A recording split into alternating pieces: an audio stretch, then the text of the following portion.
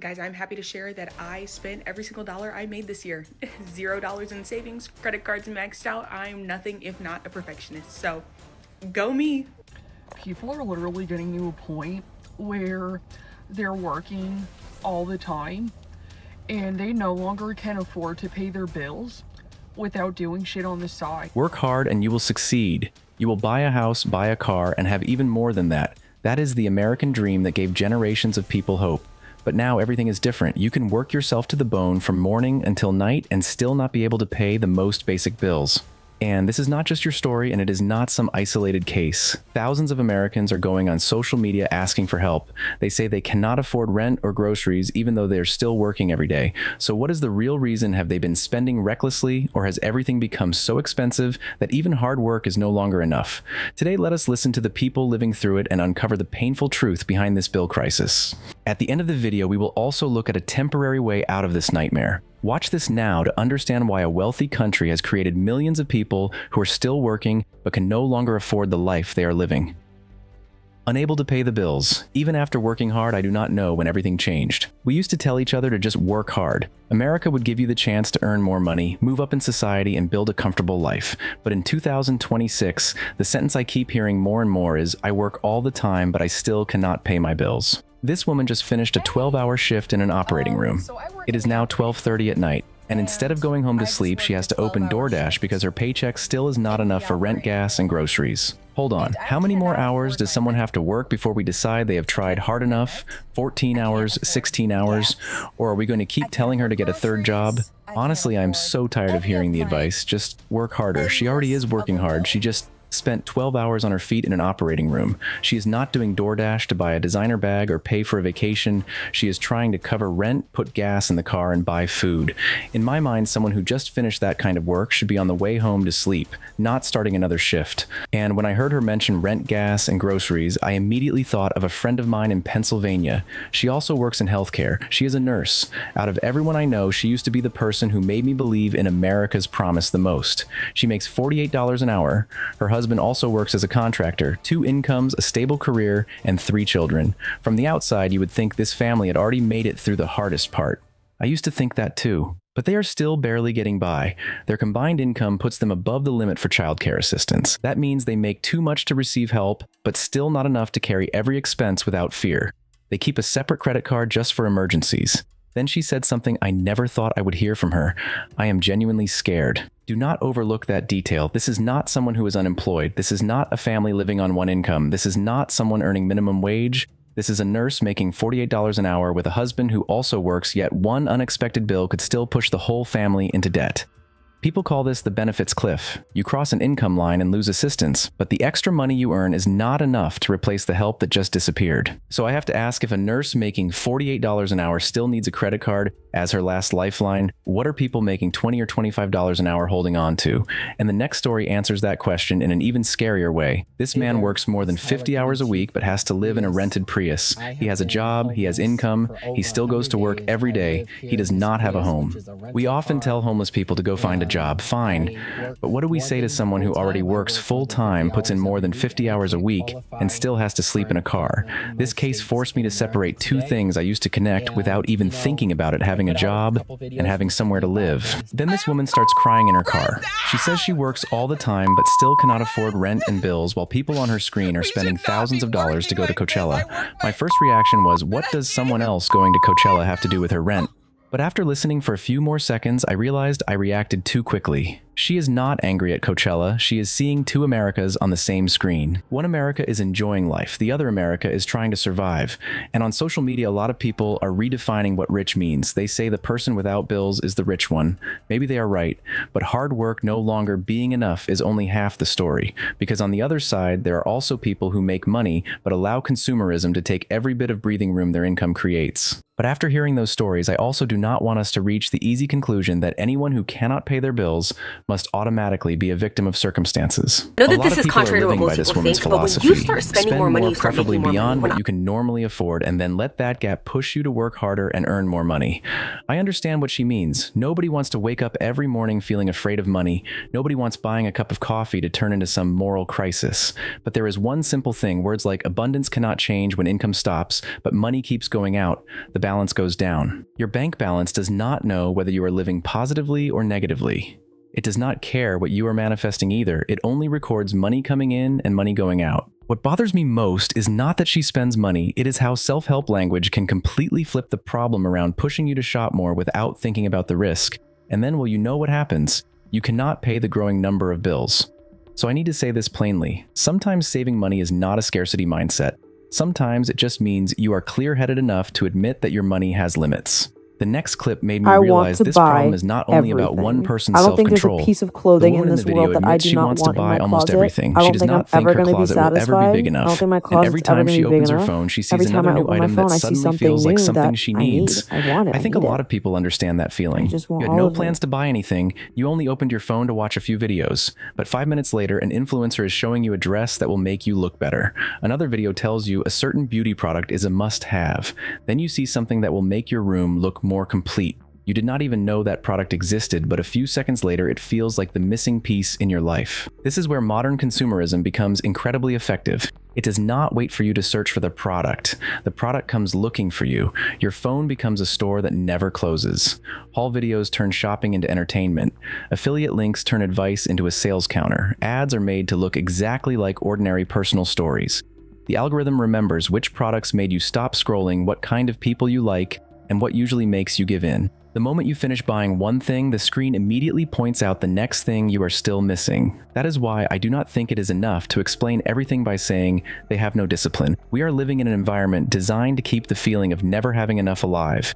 Your clothes are not nice enough, your skin is not good enough, your room is not perfect enough, your life is not exciting enough.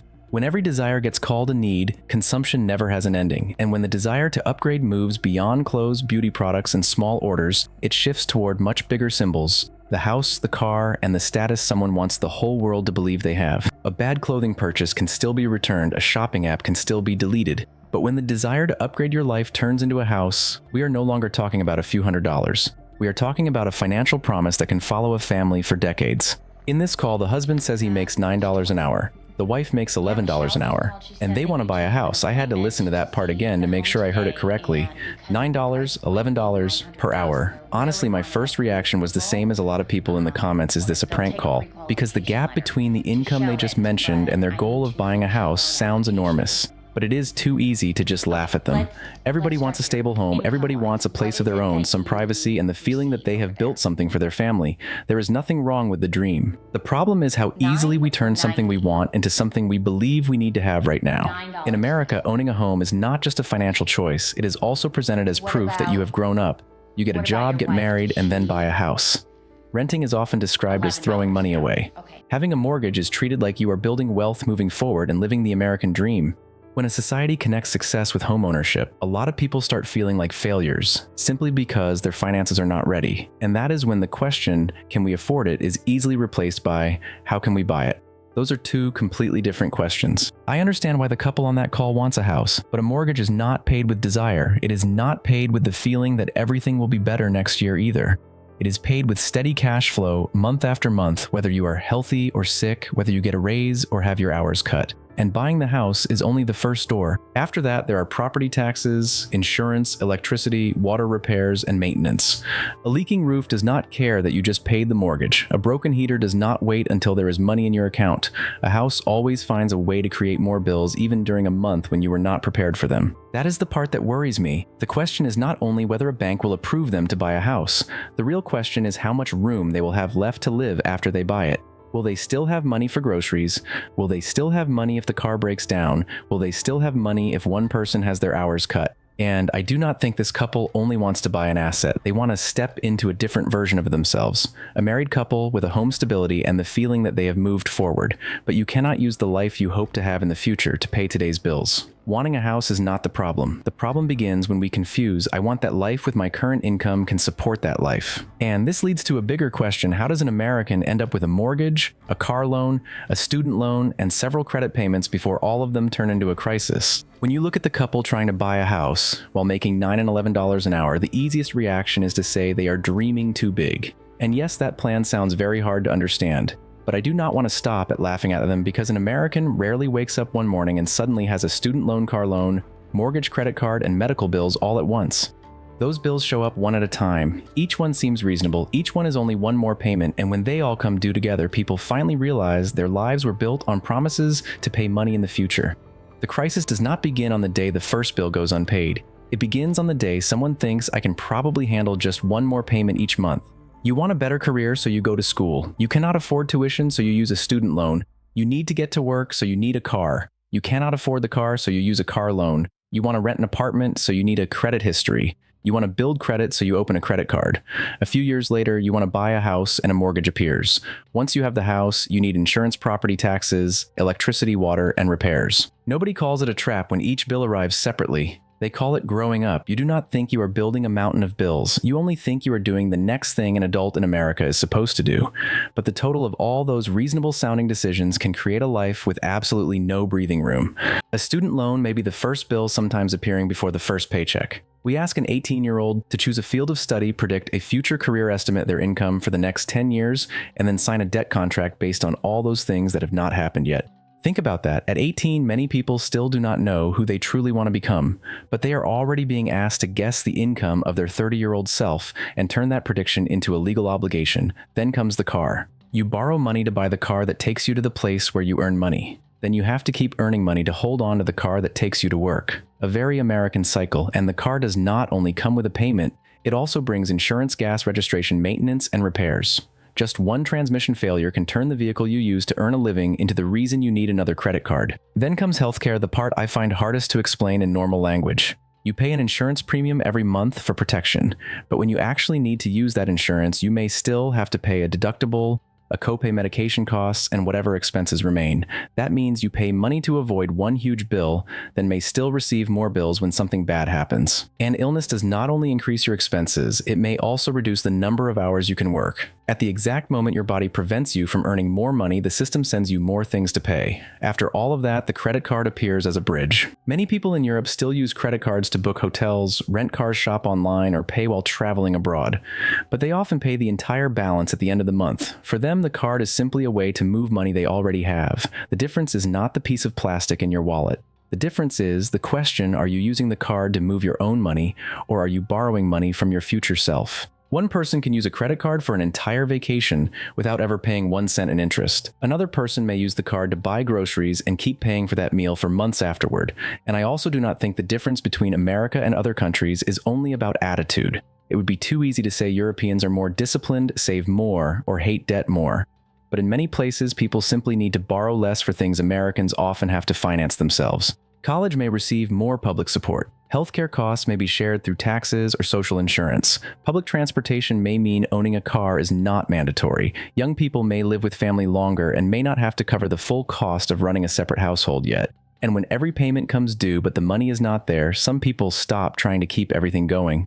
They start saying something that almost nobody used to say openly: I am not paying anymore. Remember the woman who finished a 12-hour shift and still had to open DoorDash. Remember the man who worked more than 50 hours a week but still slept in his car. People like them did not start out wanting to fight their bills. They kept trying to pay. They worked extra hours, used their savings, made minimum payments, and hoped the next month would be easier. But when you live like that long enough, fear can easily turn into anger. I am not paying Visa this month. I do not care if my credit score drops. If all of us stop paying, what can they do to us? I understand how people reach that point. Imagine sending money to a credit card every month, but the balance barely goes down.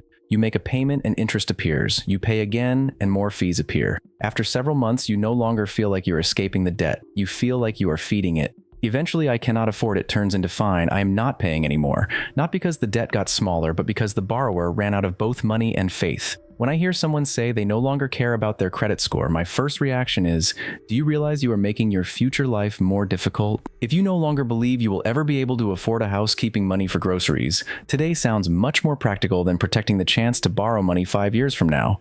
That may not be a wise choice, but it shows that the problem is no longer only about budgeting. People have stopped believing that continuing to follow the system will take them somewhere better. And please, if court papers show up, do not throw them in a drawer just because you do not want to look at them. This is where the ignore it strategy can become extremely expensive. You may have the right to dispute the debt, the amount, or the collection process, but you cannot protect yourself if you do not respond. Depending on the type of debt and the laws where you live, ignoring a lawsuit may lead to a default judgment.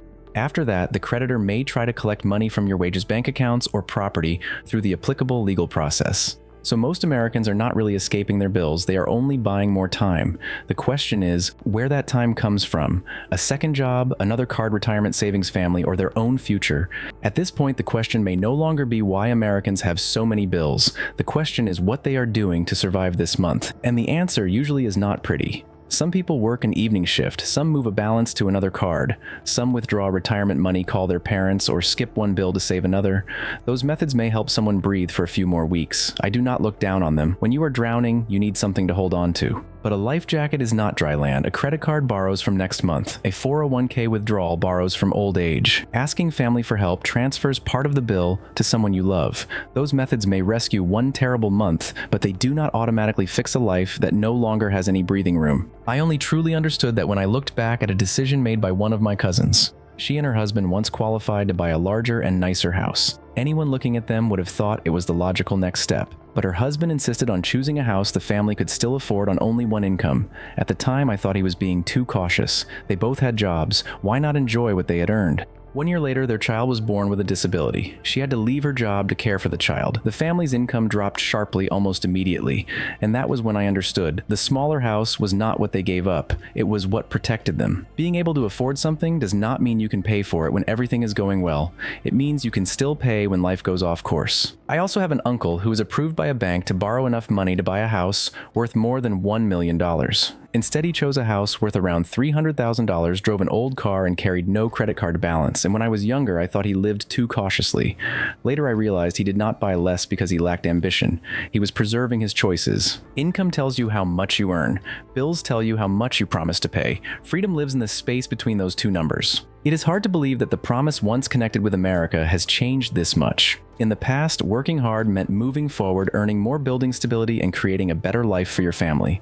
Now, a lot of people work hard just to avoid falling behind on rent, losing their car, or watching their bank account drop below zero. It is sad, but it is reality. Even so, that does not mean we are completely powerless. Change can start with very small things, looking honestly at the money you have, stopping the habit of treating a credit limit like income, leaving some breathing room for emergencies, and not using every dollar the bank is willing to lend you. This video may have revealed a painful truth, but that is exactly why it deserves attention.